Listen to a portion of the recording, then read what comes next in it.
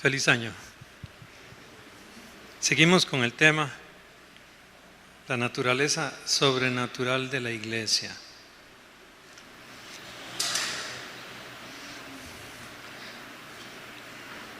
Todo buen creyente o creyente verdadero anhela tener poder espiritual. Sino, ¿qué sentido tiene estar en la iglesia? De hecho, ¿cuál es la diferencia entre nosotros y un club social? Un club de amigos. Si alguien de afuera nos ve, pudiera decir que somos un grupo de personas simpáticas, amables, buenas. Pero es solo eso. Eso somos, pero solo eso. O sea, hay otras iglesias, hay otras denominaciones, hay otros grupos religiosos. ¿Cuál es la diferencia de la iglesia cristiana, del cuerpo de Cristo, en relación con otros grupos, el que tú quieras mencionar? ¿Qué hace la diferencia? Yo quiero en esta oportunidad seguir avanzar con algo que vamos a llamar el poder espiritual de la iglesia. Si tú vienes aquí, asistes a los cultos, a los estudios, a las enseñanzas y no tienes poder espiritual, ¿qué sentido tiene? ¿Para qué sirve? Podrías estar en cualquier otro grupo, da lo mismo. Ser musulmán, budista, no sé. Pero no es así. Nuestro hermano estuvo trabajando Efesios y de ahí saquemos muy fácil. Tenemos, creo, fresca la información de que nosotros somos el cuerpo, ¿de quién? De Cristo. Amén. Cristo es la cabeza. Entonces, somos el cuerpo de Cristo. Cristo es la cabeza de este cuerpo. Y si tú vas a Efesios 4:4, pongámoslo por un momento, no sé si John podrá ahí. Efesios 4:4, creo. La palabra que se usa en griego para, observa, dice, un cuerpo y un espíritu, lo dice con mayúscula, como sois también llamados a una misma esperanza de vuestra vocación. Dice un cuerpo y un espíritu. En el griego dice un solo cuerpo y un solo espíritu. Es por la gramática que maneja el griego, pero tiene mucho sentido. ¿Cuántos espíritus pueden haber en un cuerpo? Solo uno. Nosotros somos aquí reunidos, nuestra congregación es el cuerpo de Cristo local. Cristo es la cabeza, pero este cuerpo tiene un solo espíritu, el Espíritu Santo. La palabra espíritu en griego es pneuma y se usa no solo para espíritu, sino también para, por ejemplo, ánimo, alma. Entonces, si usas las ideas, tenemos Cristo es la cabeza, tú eres el cuerpo y el alma de este cuerpo es el Espíritu Santo.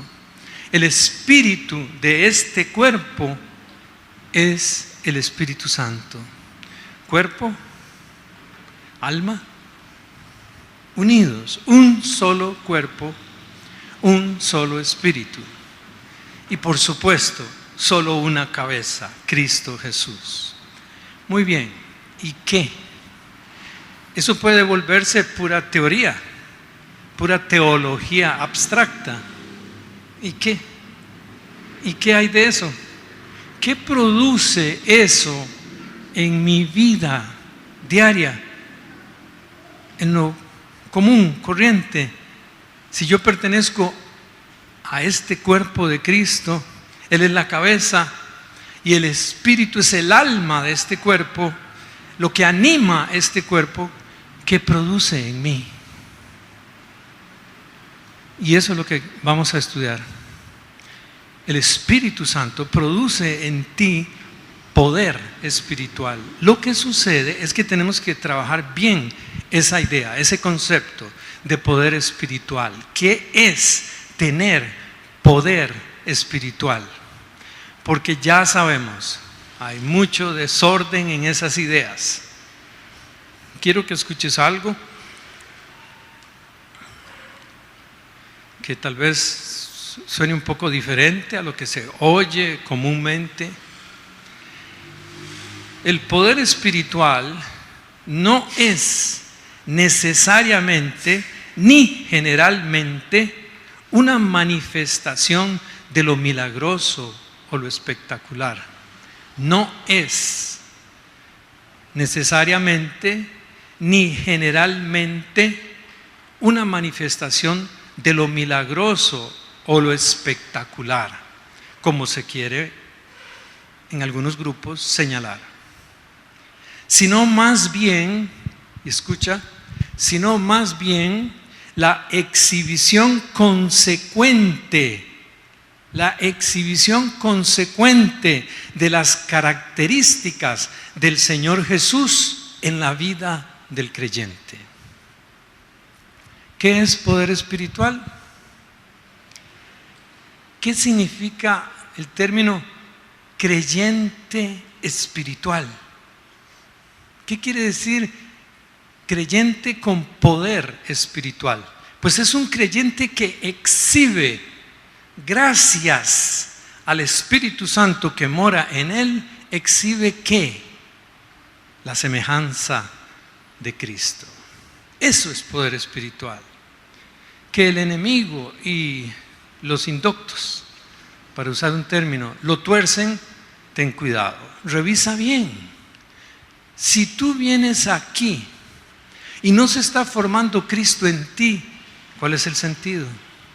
Entonces no está el Espíritu Santo, porque el Espíritu es el alma del cuerpo. El Espíritu Santo es el alma de este cuerpo. Cristo es la cabeza de este cuerpo y el Espíritu anima a este cuerpo. ¿A qué? A que seas como Cristo Jesús. ¿Y dónde tú encuentras una buena representación de Cristo? ¿Dónde la encuentras? ¿Será que tengo que dejarme el pelo largo? Yo no podría. Tal vez la barba. ¿Será que tengo que vestirme con esas batas que algunos se ponen y usar un bastón?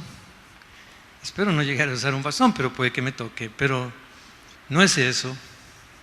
Hola Mario, yo no dije nada. ¿Qué?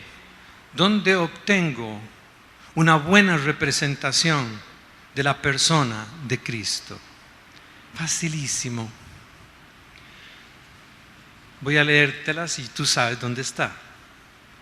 Amor, gozo, paz, paciencia, benignidad, bondad, fe, mansedumbre, templanza. El fruto del Espíritu Santo es una perfecta representación de la persona de Cristo. ¿El fruto de quién? ¿De macho? No. ¿De Oldemar? Never. ¿De quién? Del que es el alma de este cuerpo. Si tú perteneces a este cuerpo y Cristo es la cabeza de este cuerpo y el Espíritu es el alma de este cuerpo, el fruto del Espíritu tiene que estar en ti. Si no, estamos vacilando, estamos perdiendo el tiempo. Somos un grupo más, un club de amigos, bonito, esforzado, organizado, pero nada más. No hay poder espiritual. ¿Sabes? El problema de este siglo se llama religión. Hay religión por todas partes. ¿Hay semejanza de Cristo? ¿Te estás pareciendo cada vez más a Cristo?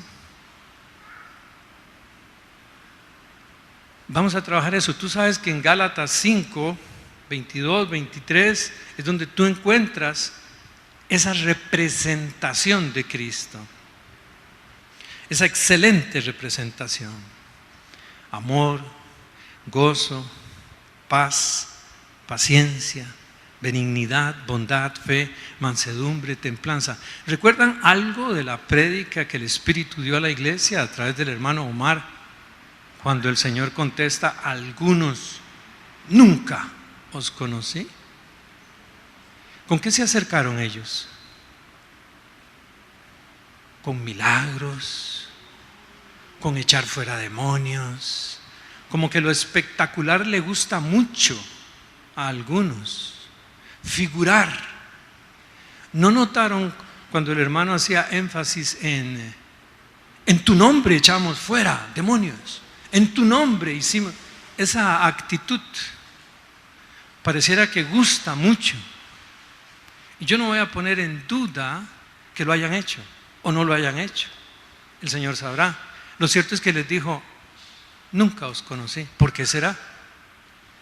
Porque no había semejanza con el Señor. La semejanza con Cristo tú la obtienes por medio del fruto, no tuyo. Tú no puedes. Fruto del Espíritu Santo. La Escritura es muy clara, muy concisa. Este es el fruto del Espíritu. Y hoy, con el tiempo bien distribuido, vamos a trabajar con una palabra: amor. ¿Qué te parece? Es una palabra que se ha estirado y encogido a como la gente le ha dado gusto. Pero gloria a Dios que vivimos en una época donde hay alcance para estudiar con profundidad las palabras. ¿Qué significado en su original fuente tuvieron? Creo que muchos saben que hay 4 palabras en griego que significan amor. Rapidito vamos a ver las 4, pero nos vamos a concentrar en una, en la que usó el Señor, en la que usa el Espíritu en la palabra. La primera es, y esta primera, por cierto, no aparece nunca en el Nuevo Testamento, nunca aparece en la Escritura. Eros. Lo decimos en castellano, creo, eros, ¿verdad? Eros. No aparece. Quiere decir el amor que siente un joven por una joven. Es un amor que incluye la pasión. No aparece nunca en el Nuevo Testamento. El otro es filiá. Es el amor cálido que sentimos hacia nuestros seres queridos. Es algo del corazón. Otro es estorgué. Quiere decir más bien afecto, y se usa, en los griegos, en el clásico, se usaba más entre padres e hijos, estorgué. Y ahora, escúchame, no ágape, sino agapé. Ágape es una palabra castellana que se utiliza para una especie de ceremonia, pero agapé y sagapó son los términos que usó el Señor. Agapé es una palabra, mire, como siempre, hay discusiones. Agapé es una palabra cristiana. En el mundo antiguo griego no se podían explicar los griegos esa relación que veían entre los primeros cristianos. No había forma, no entendían qué era eso. Cuando estudiamos el significado y la aplicación, seguro nos va a costar un poco entenderlo. Y es ese término que definitivamente, aunque hay algunos ahora estudiando esto pues de último encontré que hay algunos autores que insisten en que la palabra existía antes que se formara la iglesia cristiana. Pero la gran mayoría de eruditos sostiene que no. Es una palabra cristiana. ¿Cuál? Agape, amor. De ese amor es el que vamos a hablar. Ese amor es el que aparece ahí, en el fruto del Espíritu. Con su tiempo vamos a hablar por qué está en singular. El fruto del Espíritu es y viene amor, gozo, paz. Ok. Agape es una palabra cristiana, quiere decir una benevolencia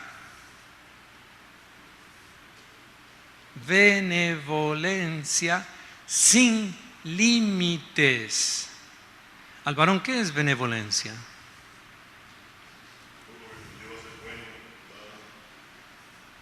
Hacia los demás. Benevolencia sin límites. De hecho, en todo el estudio que el Señor me ha permitido, hoy hay estudios en la sociedad nuestra actual por la triste pérdida de la benevolencia. Y agape es una benevolencia sin límites. Quiere decir que no importa lo que una persona nos pueda hacer por medio de insultos, ofensas o humillaciones, nosotros nunca procuraremos sino lo mejor para ella. Suena irreal. Macho dice que sí. Macho, qué bárbaro. Óyeme, la palabra amor en el fruto del Espíritu quiere decir que no importa lo que una persona nos pueda hacer por medio de insultos, ofensas o humillaciones, nosotros nunca procuraremos sino lo mejor para ella. Lo tomé de un diccionario griego. Tú sabes, yo no hablo griego, pero leo griego. Verificado. Claro, nosotros usamos amor muy indisciplinadamente. Yo le digo al Demar, te amo, muy rápido. Sí. Sí. Yo no sabía lo que estaba diciendo. Es profundo decirle a alguien te amo. Es muy profundo. El problema es ese, el uso de las palabras, cómo las usó el Señor. Y cuando nos metamos un poquito, vamos a ver que se pone difícil. Agape implica la voluntad tanto como las emociones. Ojo, describe el esfuerzo deliberado que solamente podemos hacer con la ayuda de Dios, de no buscar nada más que lo mejor hasta para los que procuran hacernos todo el daño que puedan. Estoy loco, me volví loco. Esto es agape. Mejor dejo de ser cristiano. O me intereso más en el espíritu de este cuerpo. Lo busco más en oración para que produzca en mí este agape, o dejo de ser cristiano. Porque si este fruto no está en ti, entonces no hay semejanza con Cristo. Entonces no estás haciendo nada, yo tampoco. Óyeme, y curioso, esta última parte viene de unos textos muy antiguos,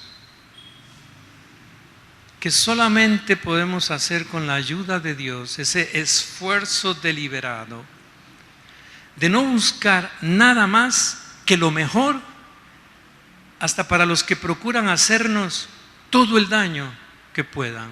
Cuando tengas tiempo, investiga por qué cayó el Imperio Romano y la iglesia no. Averigua. ¿Qué fue lo que pasó internamente en el Imperio Romano? ¿Y por qué la iglesia floreció dentro de ese imperio decayente que lo que enseñaba era, ¿qué enseñaba? Fuerza, venganza, crueldad, rencor. Pero la iglesia venció. Aleluya. Y tú y yo somos esa iglesia que tiene el Espíritu Santo como alma para darnos ese fruto. Es de Él, no es tuyo, es de Él.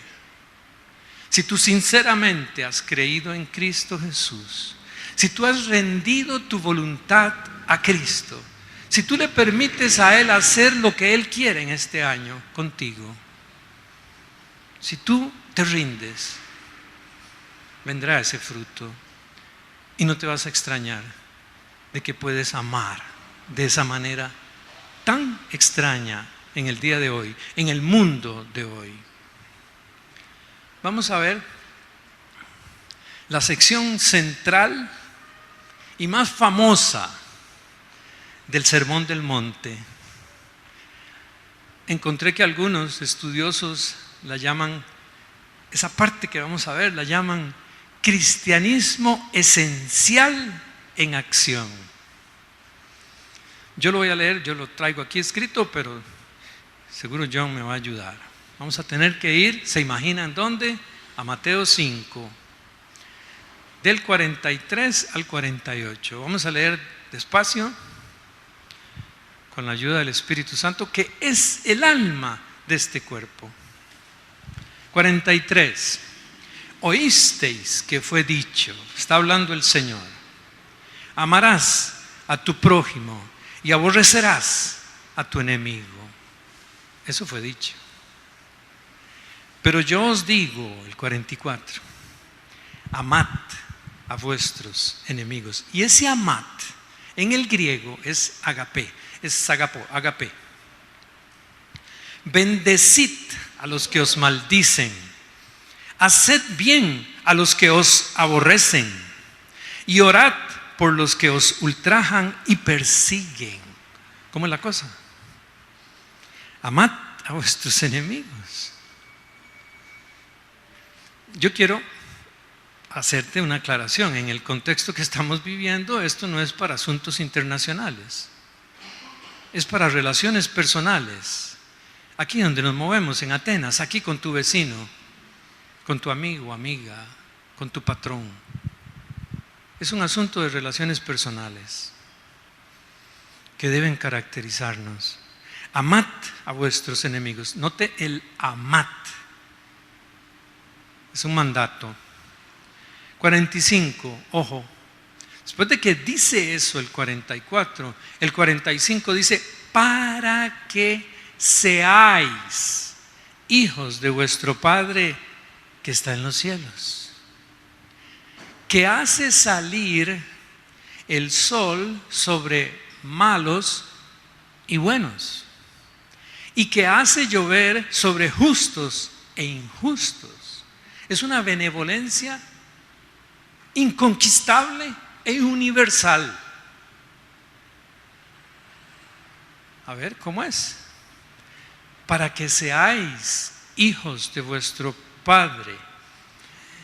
En todo este caminar que me ha dejado llegar aquí, he sostenido muchas discusiones sobre la justificación por fe. Y por lo general se evaden estos temas. Hay teólogos muy buenos, muy versados. Pero dime una cosa, ¿algo te está diciendo el Espíritu? ¿Te está mostrando algún enemigo en este momento? Porque el Espíritu está aquí. Y no me vas a decir que no tienes enemigos, al varón, o Macho, o Giovanni, que son, ¿qué? Fantasmas en Atenas.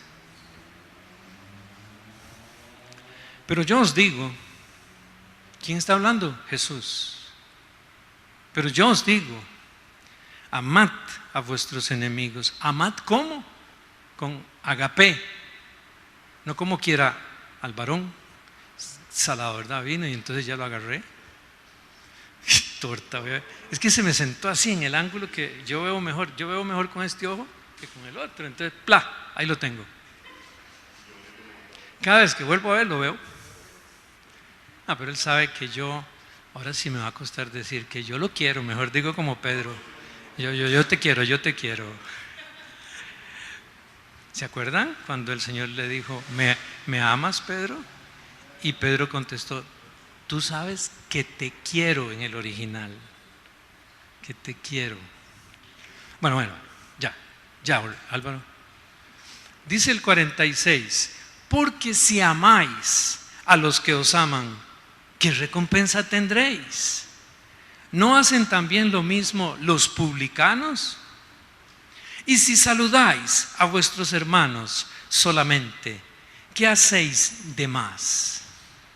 ¿No hacen también así los gentiles? El 47. Yo me he topado hermanos aquí en Atenas que no saludan. Qué raro, ¿verdad? Debe ser que pertenecen a otro cuerpo, no al de Cristo. Pero la voló el Señor, como siempre. Leo el 47 otra vez. Y si saludáis a vuestros hermanos solamente, ¿qué hacéis de más? ¿No hacen también así los gentiles? Y el 48, otro mandato. Sed. En Valera, no sé ahí cómo dirá. También dice sed. Sed es un imperativo. Pues vosotros, y vamos a ir a estudiar esa palabra que es muy complicada, es una de las frases más difíciles de la Escritura. Sed pues vosotros perfectos, como vuestro Padre que está en los cielos es perfecto. Como vuestro Padre que está en los cielos es perfecto. Es muy fácil decir, yo soy hijo de Dios. En la televisión, cualquiera del mundo del espectáculo hasta dice, Dios te bendiga, Dios los bendiga. Cualquiera dice, soy hijo de Dios. No, este texto nos permite darnos cuenta, si tú perteneces a un cuerpo donde el espíritu es el alma de ese cuerpo y donde la cabeza es Cristo. Porque si tú te entregas de lleno a la voluntad de Dios, que es vivir para Cristo y solo para Cristo, vas a tener ese fruto. Estas cosas te van a parecer normales, aunque el mundo diga que estamos chiflados. Vamos a ver. Jesús habló de esa manera, y si tú tienes tiempo y lees hasta el final en el capítulo 7, te puedes leer todas las bienaventuranzas. Al terminar en el capítulo 7, 28, 29 creo, los escribas, la gente que estaba ahí, impresionados decían, tiene autoridad, nos enseña como quien tiene autoridad. Tú sientes esa autoridad de Jesús en este momento, Él que es la cabeza de la iglesia, de este cuerpo, Él es la cabeza de este cuerpo, y Él te está diciendo, amad a vuestros enemigos, para que seáis hijos de vuestro Padre que está en los cielos. Solo podemos tener agape, o sea, ese amor, cuando el Espíritu Santo nos ayuda a hacer morir, lo hemos estudiado el año pasado, a hacer morir nuestra tendencia natural a la ira y al resentimiento, y lograr esta buena voluntad invencible. Invencible. Hay hermanos que se resienten porque les da la gana de resentirse. ¿Dónde está esa benevolencia inconquistable? Me encanta decirlo así. No son palabras mías, son de un teólogo griego. ¿Dónde está? Si hay algo en lo que debemos ser muy diligentes, es en presentarnos delante del Señor y revisar. ¿Está el fruto de tu Santo Espíritu en mí? Yo sé que moras en mí. Yo sé que por tu gracia y por tu misericordia soy templo tuyo. Yo estoy permitiendo que tú des tu fruto. Hay agape en mí. Ahora, meto esta cuñita porque es necesaria. Es totalmente obvio que lo que no quiere decir agape, el amor cristiano, es que dejemos a la gente hacer absolutamente lo que les dé la gana sin nuestra más mínima intervención. Eso no lo dice, es obvio. Y si tú tienes que intervenir, no debe ser para satisfacer nuestro deseo natural de venganza. Si tienes que intervenir porque alguien te hace daño, pues tú no te vas a quedar y que, ay, deme. No es eso. Pero la intervención tuya, la acción tuya, no tiene que ser con rencor. No tiene que ser con un corazón que se contamina de aquello. Satanás muchas veces va a venir a querer contaminarte con su maldad en forma de rencor, de venganza. No, tú perteneces a otro espíritu. En ti se mueve otro espíritu, no el del mundo, no el de Satanás. Es clarísimo que este mandamiento es solo posible para un cristiano espiritual. No es para un cristiano carnal. Es para un cristiano que está en la intimidad con Dios. Esté donde esté.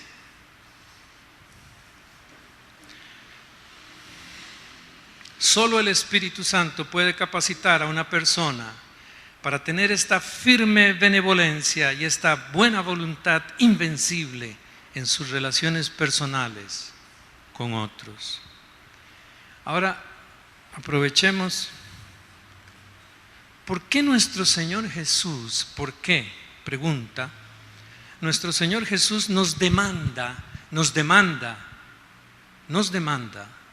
amat, set, nos demanda tener este amor agape, esta benevolencia invencible y esta buena voluntad inconquistable?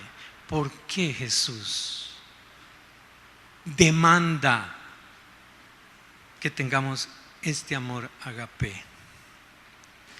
La razón es muy sencilla y extraordinaria. Es que el amor cristiano, el amor agape, hace que la persona, ¿qué te imaginas? ¿Qué hace? Voy a regresar aquí a una nota que apropo, la dejé aquí para ahora. Tú eres un cristiano espiritual cuando eres semejante a Cristo. La semejanza a Cristo es el fruto del Espíritu. Dijimos, la mejor representación de Cristo lo encontramos en el fruto del Espíritu. Entonces, ¿por qué Jesús te demanda que tengas ese amor agape? Bueno, la razón es muy sencilla y extraordinaria. Es que el amor cristiano, el agape, hace que la persona, escúchame, se parezca a Dios. ¿Cuándo es que tú te pareces a Dios? Cuando amas como Él pide que ames, con agape. Y te repito, ese agape, esa definición del diccionario griego, es una palabra cristiana, o sea, del léxico de la iglesia primitiva cristiana. Quiere decir una benevolencia sin límites. Quiere decir que no importa lo que una persona nos pueda hacer por medio de insultos, ofensas o humillaciones, nosotros nunca procuraremos sino lo mejor para ella. Implica la voluntad tanto como las emociones. describe el esfuerzo deliberado que solamente podemos hacer con la ayuda de Dios, de no buscar nada más que lo mejor, hasta para los que procuran hacernos todo el daño que puedan. No hay tiempo ahora para relatarles una historia registrada en los anales del Imperio Romano de cómo terminaron las luchas en la arena romana.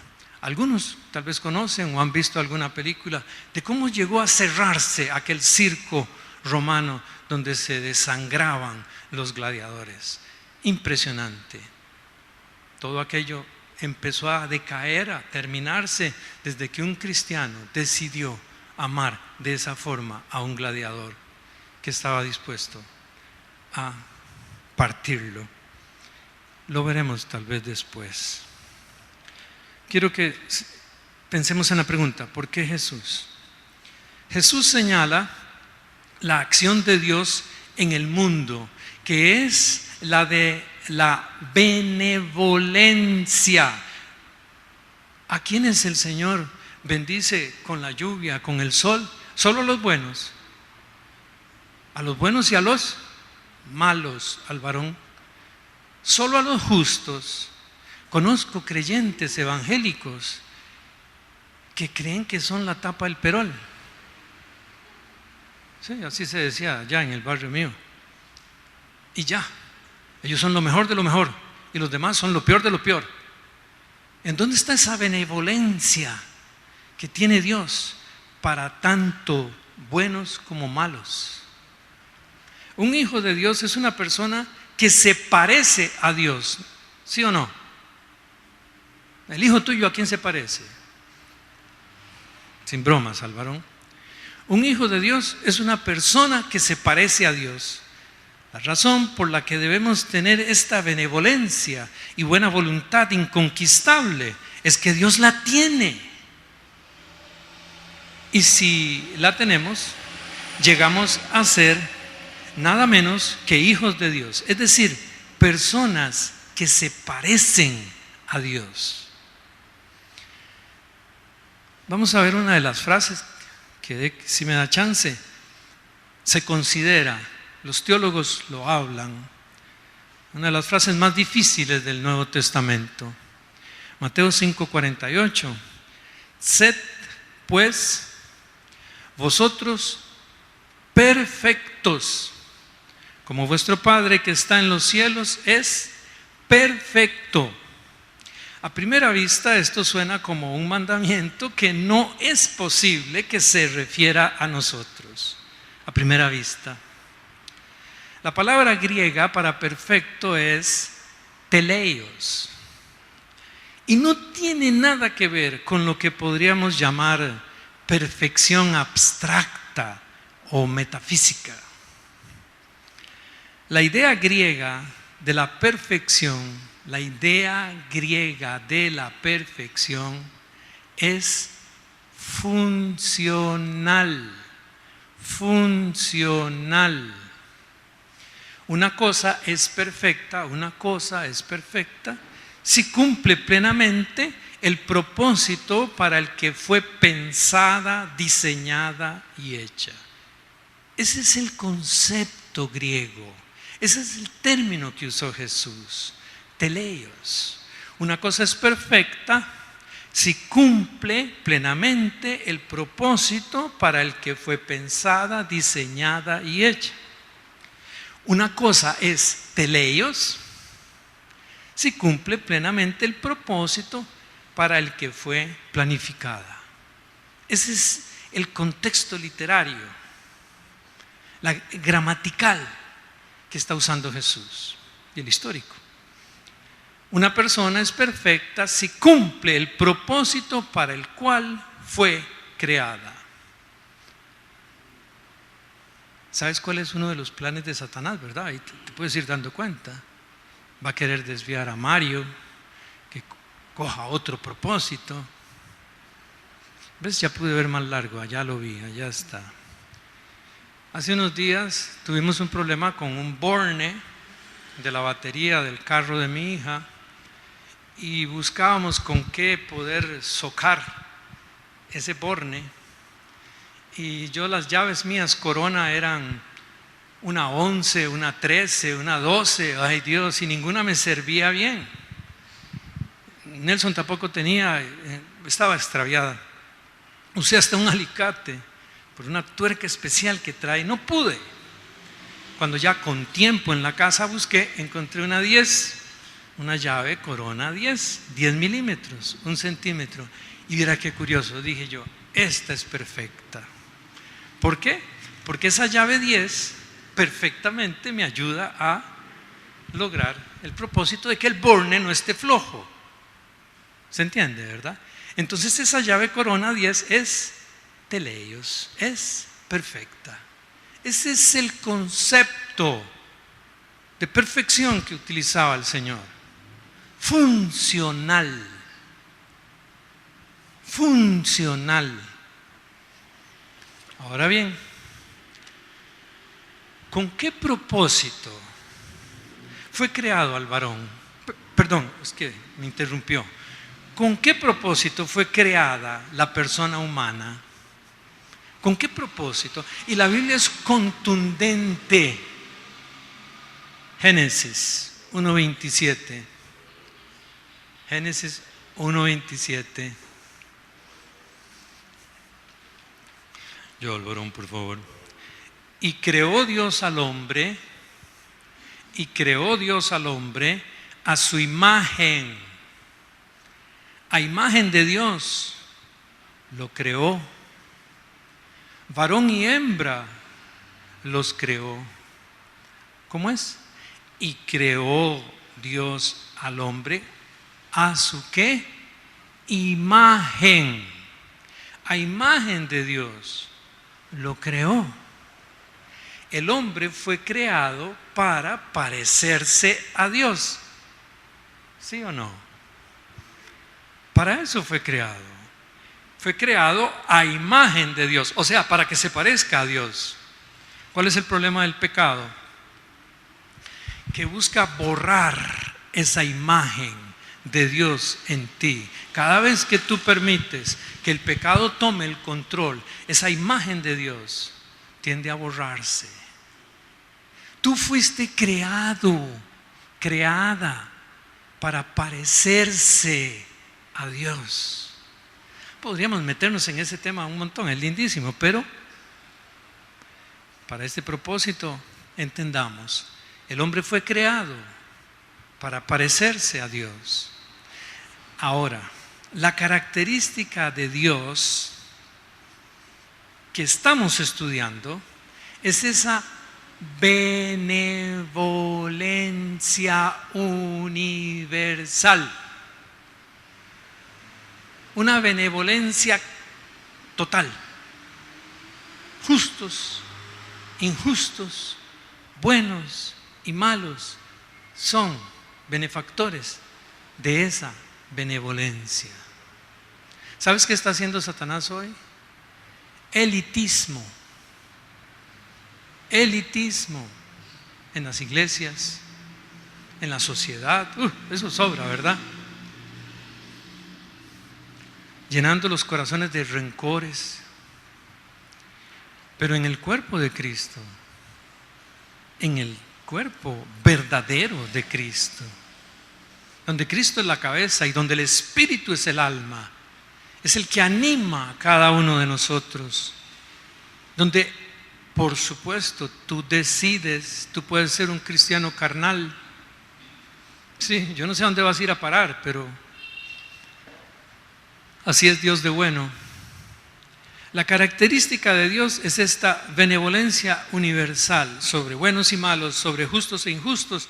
Mateo 5:45, ya lo vimos. Esta firme voluntad de buscar el bien supremo de cada criatura. Dime, ¿es cierto que Dios busca el bien supremo de cada criatura? ¿Sí o no? ¿Es cierto? ¿Qué dice San Juan 3:16? De tal manera agapé, ¿ves? Se agapó ahí. De tal manera amó Dios. ¿A quién? Al mundo, refiriéndose a la humanidad. que dio a su Hijo unigénito, para que todo aquel que en Él crea no se pierda. Y ahora va ese toque, mas tenga vida eterna. ¿Qué es vida eterna? Es la clase de vida de Dios. Es la vida que Dios goza y Él quiere que tú la goces. Creer en Jesucristo realmente te lleva a formar parte del cuerpo de Cristo, obvio. Pero ahí opera el Espíritu Santo, en ese cuerpo opera, tratando con nosotros por medio de hay una cosa que los teólogos llaman los medios de la gracia. Lo colorean. ¿Sabes cuáles son los medios de la gracia? Hoy, estar aquí, escuchar la palabra, razonarla, meditarla, alabar a Dios, bendecir a Dios, saludar a los hermanos. Son los medios simples, sencillos de la gracia. Bueno, esta firme voluntad de buscar el bien supremo de cada criatura caracteriza a Dios. Tú tienes que parecerte a Dios si dices que eres hija, hijo de Dios. Cuando se reproduce en la vida de una persona la benevolencia incansable, perdonadora, sacrificial de Dios, esa persona se parece a Dios y es por tanto perfecta en el sentido de la palabra griega del Nuevo Testamento. Para decirlo de una manera todavía más sencilla, la persona que se interese más por los demás será la persona más perfecta, será el cristiano más espiritual. Está claro que realizamos nuestra humanidad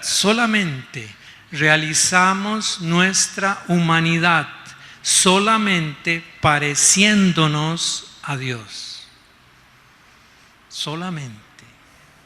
Lo único que nos hace semejantes a Dios es el amor que nunca deja de preocuparse por los hombres, le hagan lo que le hagan.